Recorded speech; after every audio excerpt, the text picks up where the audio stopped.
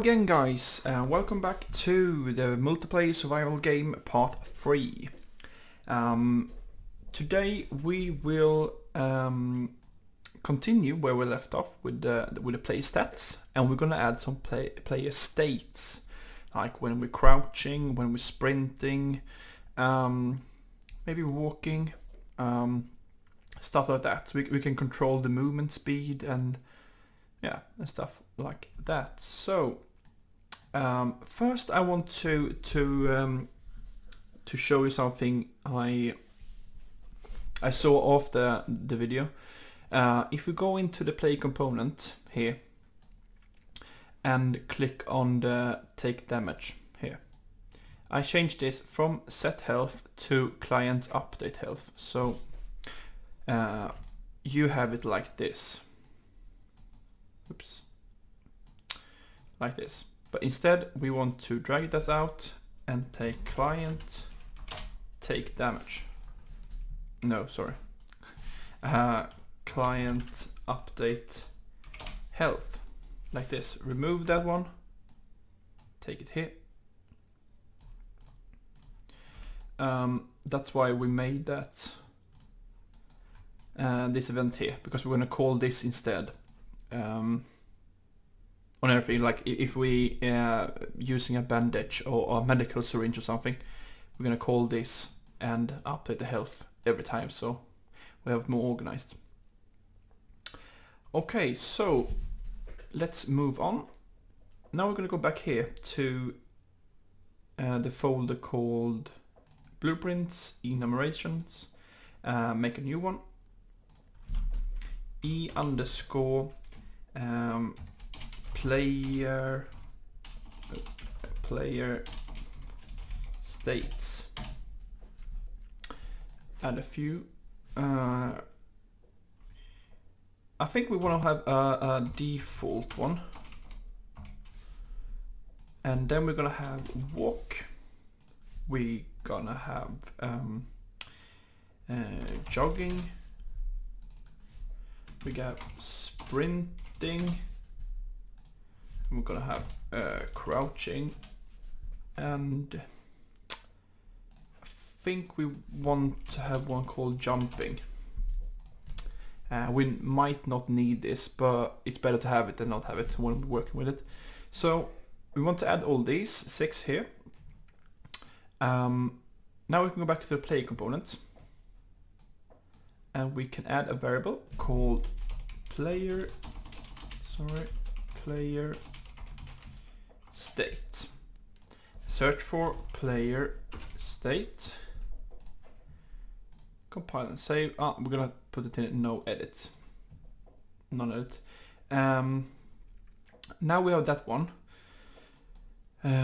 set up. We're gonna need to have let's see. No, that's fine. Let's go into our master character. So blueprints, the master character, open it up. Go down here to the movement input. No, sorry. First of all, we have to do the actual event in here. So in the play component, right click, type in custom event. We're just gonna type movement. Client movement, like this. We're gonna add 2 float variables, one called forward and one called right. And yeah, that's it. Just gonna have it here. So in the master character here, we drag out holding control, play component, client movement. Drag that one there, and yeah, we can leave this here for now because we're gonna change these soon to a custom one. If someone might want to run with the arrows on the keyboard, or might want to remap the movement keys. So we're gonna change these events here later, but for now we add it here.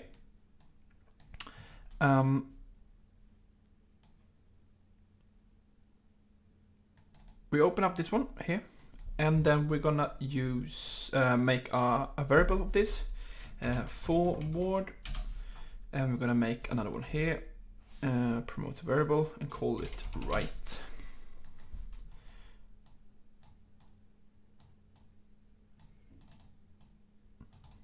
So we add both of these to non-edit, like this. I like to do this collapse to nodes. So I highlight both of these, right click, collapse to nodes. Movement. Because then we can keep it organized and neat in here and just have collapsed nodes. We don't have big graphs all over the place. So we open this one up. We can call this right, like this. So, okay. Drag out player state. Switch.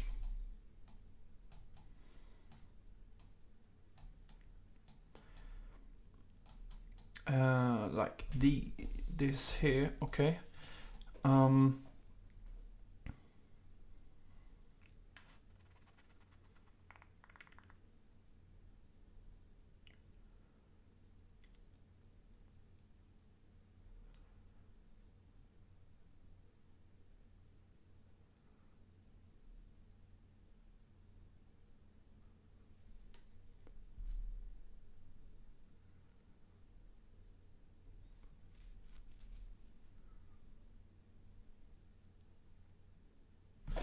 Yeah, we have to make another variable here called movement speed. Oops, sorry.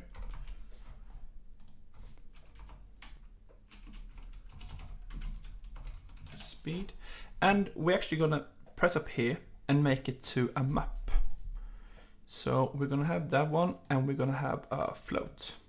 Compile it. Default is gonna be on like, yeah, let's say 400 in movement speed. So if there's some errors in the animation blueprint or something, like, yeah, so we have a default speed that's gonna be used if something gets broken, like if you find any issues or bugs in the game. Oh, we can't add that. Okay, we start with walking. Walking is 200. And let's say jogging is 400. Sprinting is 600. Crouching is let's say 250. Or we can actually add default to 400, like this. I'm not sure.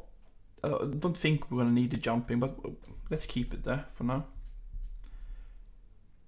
Okay, so I had to think a bit here, so I just took a break. So we're not gonna have these here actually. Instead, we're gonna use we're gonna take the master character, get a movement, character movement, like this. Drag out is falling. So this we're gonna do first, because if we are falling, we shouldn't be able to like run in the air. So if we are falling, we're not gonna set a movement. So if we are not falling, we're gonna check a couple of things here. This might not be the perfect way to do this, but it is working, and I've done this before.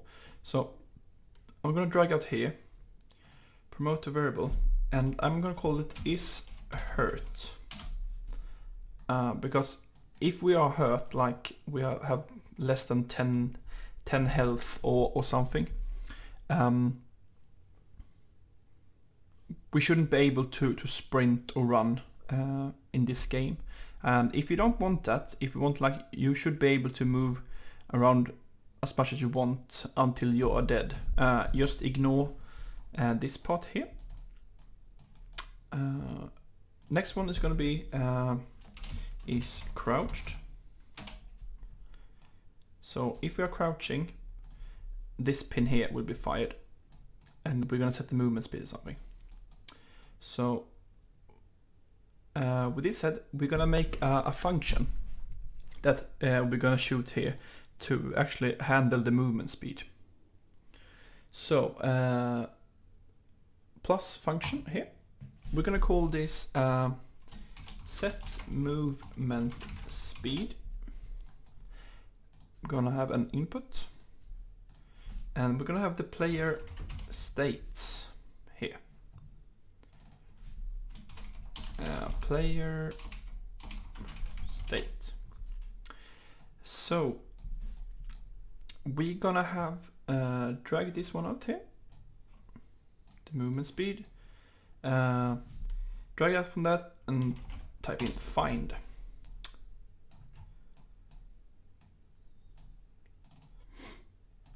Like this. And once again, we're gonna drag out the master character, get character actor movement, like this. Set max walk speed, I think, yeah. Set max walk speed to the one we choose. So I'm going to explain this. So we have a movement speed here. We have some variables. So if the one coming from here, the play state, if you set it to jogging, it's going to find the jogging and execute the speed to 400 and set the max walk speed to 400 on the character we're using. So let's go back here. So if we are crouched, we're going to take the movement speed here, the function we just made, and set it to crouch. Same goes for here. If we're hurt, we're gonna set it to hurt. We don't have a hurt here right now, so we have to go back into our play state. New one, hurt.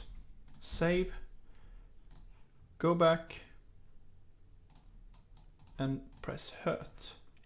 And in the movement speed, we have to set this to hurt and like 150 maybe, like this. So if we are hurt, we set in the play state to hurt, we shoot hurt here, and we set in the max walk speed to hurt, like that.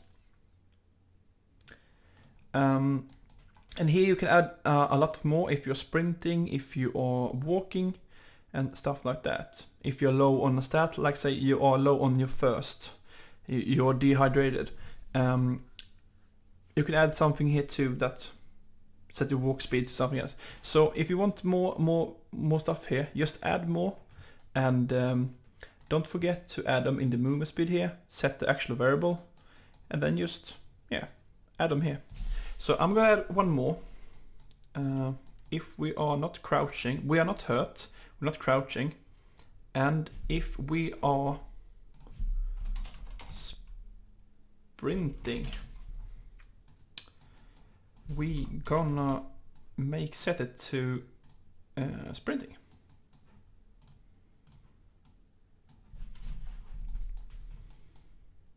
And if we are not hurt, we're not crouch, we're not sprinting, I'm gonna set the default to jogging, like this. And as I said, we can add more here, like if we're walking, if we are doing that, if we're doing that, and stuff like that. There is a better way to do this, like having an enumeration to use a switch or something. But for now we're gonna have this. We might actually change it later, but for now this is gonna work fine for us.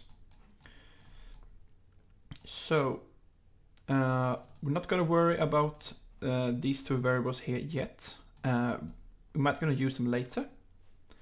So don't worry about this.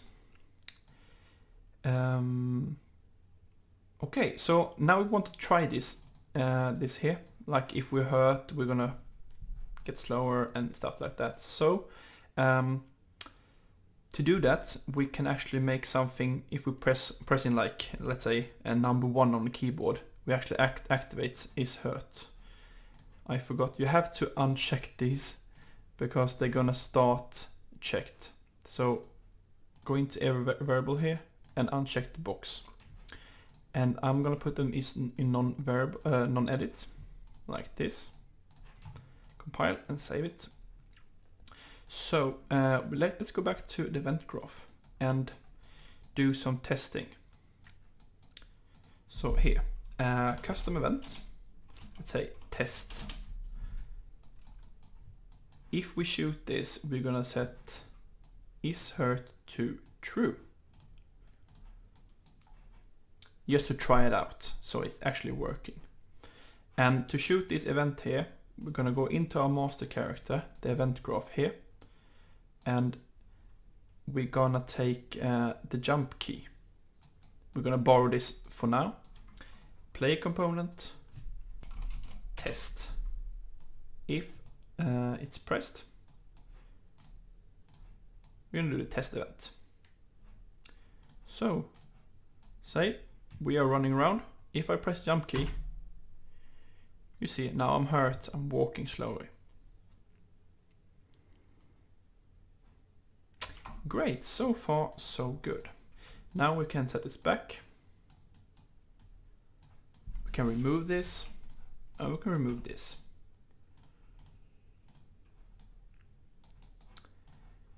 Great. Let's see, what won't we do now? We're gonna set a comment around this one here. So client movement.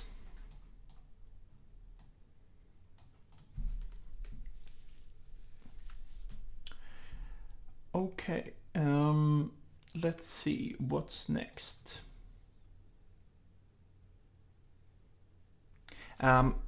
I think we're gonna actually start working with our own key bindings, so we can add events and stuff like that. So I'm gonna start showing something in the player controller. The player controller is actually what it's called. It's a controller of the player. So every time a player enters the game, if it's a single player, you get your own player controller attached to your the actual character you see in the game. So every player on the server, if you play multiplayer or something, has their own player controller.